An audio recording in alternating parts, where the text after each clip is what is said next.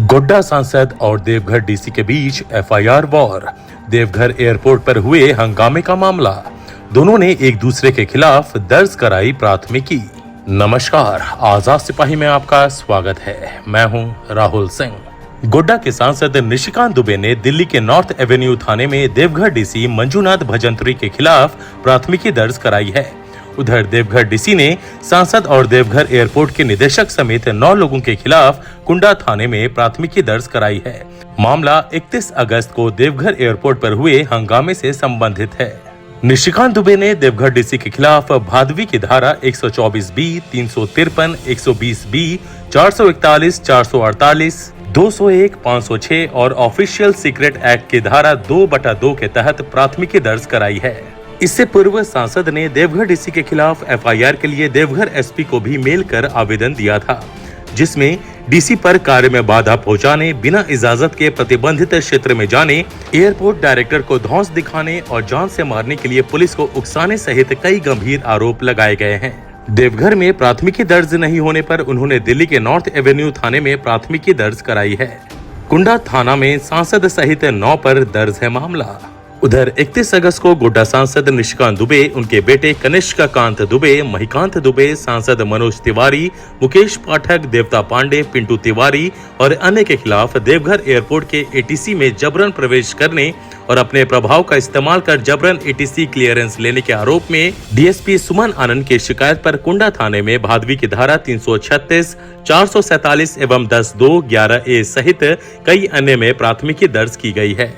प्राथमिकी के अनुसार 31 अगस्त को शाम में दिल्ली वापसी के दौरान सांसद निशिकांत दुबे समेत अन्य लोग जबरन एटीसी रूम में प्रवेश कर गए।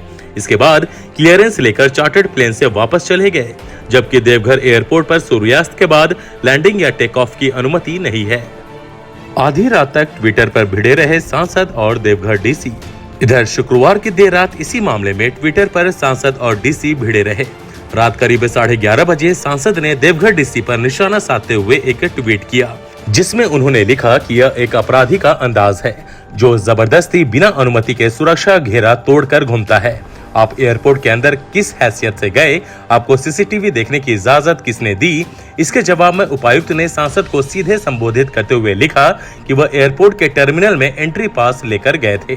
साथ ही कहा कि उपायुक्त देवघर भी एयरपोर्ट के बोर्ड ऑफ डायरेक्टर का एक सदस्य है। उसके बाद सांसद ने फिर लिखा कि उपायुक्त किसकी अनुमति से सीसीटीवी कैमरे, एप्रॉन और एटीसी टावर में गए? उन्होंने नियम का उल्लंघन किया है।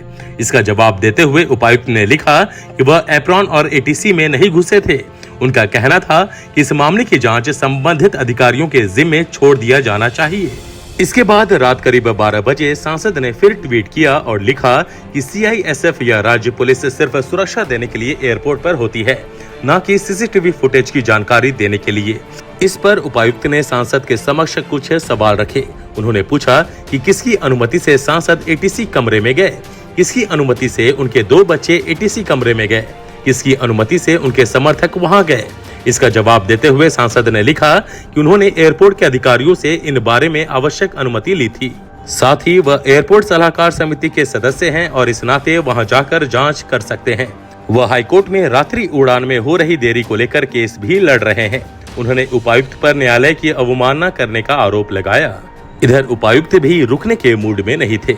उन्होंने जवाब देते हुए लिखा कि रात की उड़ान सेवा का मामला न्यायालय में विचाराधीन है, इसलिए इस बारे में वह कुछ नहीं कहेंगे। चूंकि फिलहाल देवघर में रात में उड़ान की सुविधा नहीं है, आए दिन फ्लाइट रद्द हो रही है।